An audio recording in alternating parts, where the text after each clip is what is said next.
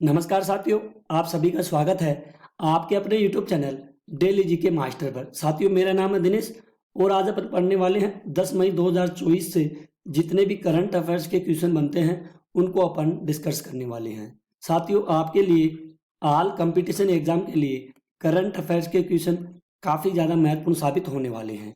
हम daily current affairs की क्लासें लेकर के आते हैं जो सभी एग्जामों के लिए काफ़ी ज़्यादा महत्वपूर्ण साबित होते हैं। यह अपना यूट्यूब चैनल है, डेली जीके मास्टर के नाम से है। इसको अगर आप लोग विजिट करोगे तो आप लोगों को इस नाम से आपका चैनल मिल जाएगा। आपको सब्सक्राइबर करना है और बेल आइकन को ऑन करना है ताकि वीडियो डलते ही सबसे पहले आपके पास नोटिफिकेशन आ सके।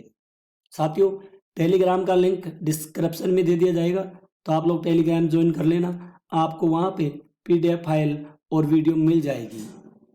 तो साथियों, शुरू करते हैं बिना किसी देरी से पहले क्वेश्चन से। पहला क्वेश्चन है, हाल ही में शोधकर्ताओं ने कहाँ व्यापक मूंगा विरंजन दर्ज किया गया है? तो व्यापक मूंगा विरंजन, ये विरंजन का दर्ज किया गया है। ये साथियों कहाँ पर किया गया है? तो ये किया गया है साथियों कहाँ पर? ये किया गया है लक्षद्वीप में। कहाँ पर? लक्षद्वीप। इसका सी राइट आंसर हो जाएगा। लक्षद्वीप में व्यापक मूंगा विरंजन दर्ज किया गया है। किसके द्वारा? शोधकर्ताओं के द्वारा। इंपॉर्टेंट क्वेश्चन है, ध्यान में रखिएगा। अगला क्वेश्चन है, हाल ही में BRO के द्वारा BRO का 65वां, कौन सा? BRO का 65वां स्थापना दिवस कब मनाया गया है? तो हाल ही में 7 मई 2024 को BRO का, किसका? BRO का 65वां स्थापना दिवस मनाया गया है। ध्यान में रखिएगा, इसका बी राइट आंसर हो जाएगा। इंपॉर्टेंट क्वेश्चन है, आप लोग नोट भी कर सकते हो इस क्वेश्चन को। अगला क्वेश्चन है साथियों, हाल ही में वित्त वर्ष 2025 में इंडिया रेटिंग्स ने भारत की GDP वृद्धि दर कितने प्रतिशत रहने का अनुमान लगाया है? तो कितने प्रतिशत रहने का ये अनुमान लगाया गया है साथियों? इंपॉर्टेंट क्वेश्चन है, ध्यान में रखिएगा। तो ये प्रतिशत रहने का अनुमान लगाया गया है 7.1% का अनुमान लगाया गया है। इसका सी राइट आंसर हो जाएगा। 7.1% 2025 में इंडिया रेटिंग्स ने भारत के GDP वृद्धि दर प्रतिशत रहने का अनुमान लगाया है। इंपॉर्टेंट क्वेश्चन है, ध्यान में रखिएगा। अगला क्वेश्चन है साथियों, हाल ही में कौन है दुनिया की पहली CNG से चलने वाली मोटरसाइकिल दुनिया की पहली मोटरसाइकिल लॉन्च करेगा? तो कौन सा देश है जो CNG से चलने वाली मोटरसाइकिल जो सबसे पहले कहाँ पर लॉन्च की जाएगी और कौन सी कंपनी के द्वारा यह लॉन्च करने वाले हैं? तो ये कंपनी का नाम है बजाज। क्या नाम है कंपनी का? बजाज कंपनी का नाम है। इसका बी राइट आंसर हो जाएगा। तो बजाज कंपनी ने CNG से चलने वाली मोटरसाइकिल लॉन्च करेगा। इंपॉर्टेंट क्वेश्चन है, इसको तो आप लोगों को ध्यान में रखना ही पड़ेगा साथियों। यह महत्वपूर्ण क्वेश्चन है जो एग्जाम की दृष्टि से काफी ज्यादा महत्वपूर्ण साबित होने वाला है। अगला क्वेश्चन है, हाल ही में कौन है भारत में सर्वश्रेष्ठ ट्रेडिंग प्लेटफॉर्म के रूप में उभरा है? तो किसके रूप में उभरा गया है? ये उभरा है ट्रेडिंग प्लेटफॉर्म के रूप में उभरा गया है। इंपॉर्टेंट क्वेश्चन है, ये भी साथियों ध्यान में रखिएगा। तो ये है क्वाड पावर सर्वश्रेष्ठ भारत में ट्रेडिंग प्लेटफॉर्म के रूप में उभरा है, यानी कि इसका सी राइट आंसर हो जाएगा। इंपॉर्टेंट क्वेश्चन है, ध्यान में जरूर रखिएगा। अगला क्वेश्चन है, हाल ही में किसे पेटीएम मनी, किसका? पेटीएम मनी का सीईओ के रूप में किसे नियुक्त किया गया है? तो सीईओ के रूप में, पेटीएम का सीईओ के रूप में हाल ही में किसे नियुक्त किया गया है? तो हाल ही में साथियों राकेश सिंह, किसको? राकेश सिंह, इसका ए राइट आंसर हो जाएगा। राकेश सिंह को पेटीएम मनी के सीईओ के रूप में नियुक्त किया गया है। इंपॉर्टेंट क्वेश्चन है, जरूर ध्यान में रखिएगा। आइए पॉइंट के बारे में देखते हैं। स्वामीनाथन, कृष्ण स्वामीनाथन को भारतीय नौसेना का वाइस चीफ बनाया गया है। मौसमी चक्रवर्ती ने आकाशवाणी समाचार का महानिदेशक पद ग्रहण किया गया है। IVMA यानी कि इंडियन वैक्सीन मैन्युफैक्चरर्स एसोसिएशन के नए अध्यक्ष कौन बने हैं? कृष्णा एला बने हैं। कौन है? कृष्णा एला। अगला पॉइंट है, दिनेश कुमार त्रिपाठी ने 26वें नौसेना प्रमुख के रूप में कार्यभार अपना संभाला है। साथियों ध्यान में रखिएगा। अगला है, रश्मिता झा को NTPC का CVO नियुक्त किया गया है। गैरी गस्टर्न पाकिस्तान के वनडे T20 टीम के कोच बने हैं। साथियों WFI यानी कि एथलीट पैनल के अध्यक्ष कौन बने हैं? नरसिंह यादव। नरसिंह सिंह यादव बने हैं एथलीट पैनल के अध्यक्ष। इंपॉर्टेंट है, ये सारे के सारे पॉइंट ध्यान में रखिएगा। आप लोग इनको ध्यान रखिएगा और नोट भी कर लीजिए। अगला क्वेश्चन है, हाल ही में किसने एक्सफोर्ड बुक स्टोर बुक कवर पुरस्कार जीता है? तो साथियों हाल ही में एक्सफोर्ड बुक स्टोर बुक कवर का पुरस्कार जो 2024 में किसके द्वारा ये जीता गया है? तो हाल ही में साथियों एक्सफोर्ड बुक स्टोर बुक कवर पुरस्कार 2024 का ये जीता गया है। किसके द्वारा ये जीता है? भावी मेहता के द्वारा जीता गया है। यानी कि इसका सी राइट आंसर हो जाएगा। इंपॉर्टेंट क्वेश्चन है, ध्यान में रखिएगा, काफी ज्यादा महत्वपूर्ण भी है। अगला क्वेश्चन है साथियों, हाल ही में भारत और किस देश ने लोकल करेंसी, कौन सी currency? Local currency settlement system पर हस्ताक्षर किया गया है।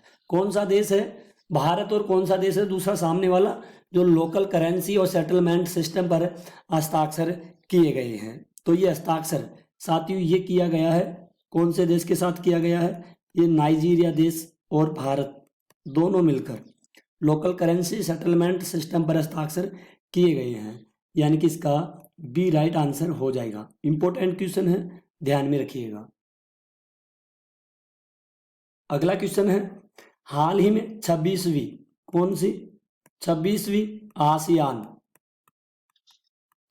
आसियान भारत वरिष्ठ अधिकारियों की बैठक कहाँ आयोजित की गई थी? जो 26वीं बैठक हुई थी आसियान भारत वरिष्ठ अधिकारियों की बैठक, ये साथियों ये बैठक हुई थी कहाँ पर हुई थी? अगर आपको क्वेश्चन का आंसर पता है तो आप लोग क्वेश्चन का आंसर कमेंट बॉक्स में भी दे सकते हैं। तो इसका राइट आंसर हो जाएगा ए राइट आंसर हो जाएगा, नई दिल्ली। अगला क्वेश्चन है, हाल ही में जोस राउल मुलिनो को किस देश का राष्ट्रपति चुना गया है? तो जोस राउल, इसका नाम है जोस राउल मुलिनो, इनको किस देश का राष्ट्रपति के रूप में चुना गया है? किसके रूप में?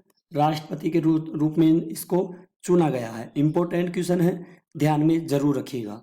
तो ये देश का नाम है साथियों पनामा देश।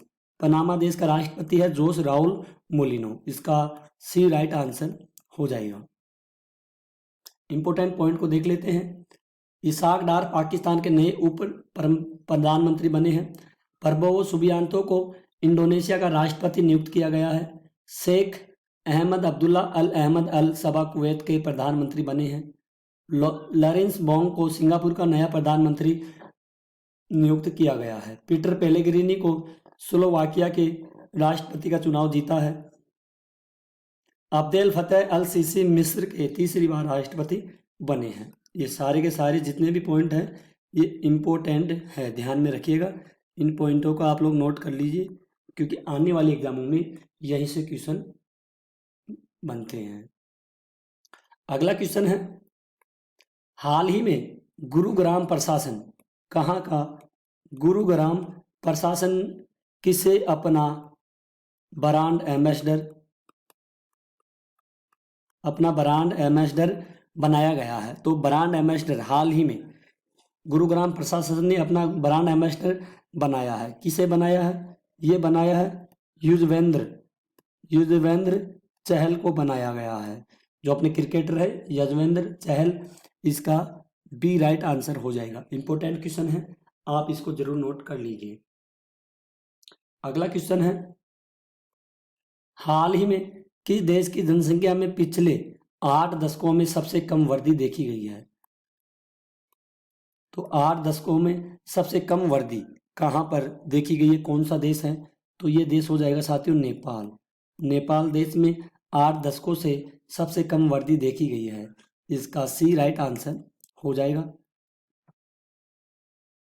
इंपॉर्टेंट पॉइंट है, इनको देख लेते हैं एक बार। स्लाइस ने नयनतारा को अपना ब्रांड एम्बेसडर नियुक्त किया गया है। स्पीड पेट्रोल के लिए बीपीसीएल ने नीरज चोपड़ा को ब्रांड एम्बेसडर बनाया है। चेन्नई सुपर किंग्स ने कैटरीना कैफ को अपना ब्रांड एम्बेसडर बनाया है। मसाला ब्रांड केपीजी ने करीना कपूर को अपना ब्रांड एम्बेसडर बनाया है। बिस्लेरी, टेक्नो और हुंडई मोटर इंडिया ने अपना ब्रांड एम्बेसडर दीपिका पादुकोण को बनाया है। सारे महत्वपूर्ण हैं, इसको ध्यान में जरूर रखिएगा। अगला क्वेश्चन है, हाल ही में किस राज्य के राज्यपाल ने स्कूल ऑन व्हील्स का उद्घाटन किया गया है? किसका उद्घाटन किया गया है? स्कूल ऑन व्हील्स, इसका उद्घाटन हाल ही में किया गया है। ये कहाँ पर किया गया है? इसका आंसर है, ये किया गया है साथियों मणिपुर में। कहाँ पर किया गया है? मणिपुर। इसका सी राइट आंसर हो जाएगा। इंपॉर्टेंट पॉइंट है, मणिपुर सरकार ने निमोनिया से निपटने के लिए सांस अभियान शुरू किया है। 9 मई चरमपंथी संगठनों का गृह मंत्रालय ने गैर कानूनी घोषित कर दिया है। वार्षिक उत्सव मेरा होचोंगवा मणिपुर में मनाया गया। जस्टिस सिद्धार्थ मुर्दुल मणिपुर के हाईकोर्ट के मुख्य न्यायाधीश बने हैं। मणिपुर में खोंगजोम दिवस मनाया गया है। अब बढ़ते हैं साथियों अगले और लास्ट क्वेश्चन की तरफ। अगला क्वेश्चन है, हाल ही में किस बैंक ने अंतर्राष्ट्रीय मोबाइल नंबर के माध्यम से एनआरआई यूपीआई की शुरुआत की गई है? तो कौन अंतर्राष्ट्रीय मोबाइल नंबर के माध्यम से एनआरआई और यूपीआई के माध्यम से यूपीआई की शुरुआत ये की गई है साथियों? तो साथियों यूपीआई की शुरुआत ये की गई है, कौन से बैंक से की गई है? ये की गई है साथियों आईसीआईसीआई बैंक के द्वारा अंतर्राष्ट्रीय नंबर के माध्यम से एनआरआई के लिए यूपीआई की शुरुआत की गई है। इसका बी राइट आंसर हो जाएगा। तो साथियों आज की क्लास यहीं पर खत्म होती है। आई होप अगर आपको अपने डीके सर की वीडियो क्वालिटी कंटेंट पसंद आई तो प्लीज़ साथियों चैनल को सब्सक्राइबर जरूर कीजिएगा, क्योंकि हम डेली करंट अफेयर्स की क्लासें लेकर के आते हैं जो एग्ज़ाम की दृष्टि से और ऑल एग्ज़ाम के लिए काफ़ी ज़्यादा महत्वपूर्ण साबित होती हैं। तो साथियों अगर आप लोग पहली बार हमारे चैनल पर आते हो तो चैनल को सब्सक्राइबर कीजिएगा और बेल आइकन को ऑन जरूर कर दीजिएगा, ताकि वीडियो डलते ही सबसे पहले आपके पास नोटिफिकेशन आ सके। तो साथियों टेलीग्राम का लिंक डिस्क्रिप्शन में दे दिया गया है, टेलीग्राम ज्वाइन करना, आपको पीडीएफ फाइल मिल जाएगी। तो साथियों ऑल कंपटीशन एग्जाम के लिए आपके लिए करंट अफेयर्स हम डेली लेकर के आते हैं, तो हमारे चैनल के साथ जुड़ जाइए और आपसे निवेदन है आप लोग हमें सपोर्ट कीजिए साथियों, ठीक है। हम और भी अच्छी क्लासें लेकर के आएंगे अच्छी मेहनत करके। आज के लिए इतना ही, मिलते हैं अगली न्यू क्लास में, तब तक के लिए धन्यवाद। जय हिंद, जय भारत।